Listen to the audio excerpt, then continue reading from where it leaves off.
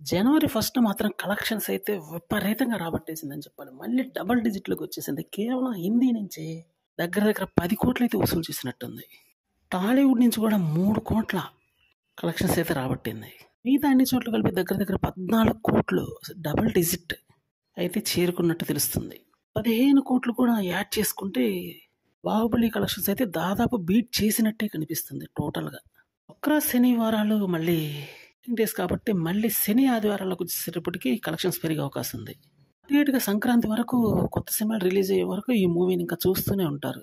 నార్త్‌లో అయితే తిరుగులేనటువంటి ఫాలోయింగ్ ఇప్పటికీ నడుస్తుందని చెప్పాలి ఈ మూవీకి. ఇంతకు మించినటువంటి కలెక్షన్స్ మరే మూవీకి రావేమో అన్న విధంగా ప్రస్తుతం పరిస్థితి తయారైంది. 'బేబీ జాన్' అయితే ఎప్పుడో గల్లంతైన విషయం మనకు తెలియంది కదా! ఇంకా కొత్త సినిమాలు అయితే ప్రస్తుతానికి లేవు. అందువల్ల బాలీవుడ్‌లో ఇంకేదైనా కొత్త సినిమా వచ్చి అరాచకం సృష్టిస్తే తప్ప ఈ మూవీనైతే కొంచెం చూస్తూనే ఉంటారని చెప్పాలి. ఇప్పటికే ఈ మూవీ కలెక్షన్స్ దగ్గర దగ్గర 'బాహుబలి' రికార్డ్‌కి అత్యంత చేరువలోకి వచ్చేసింది.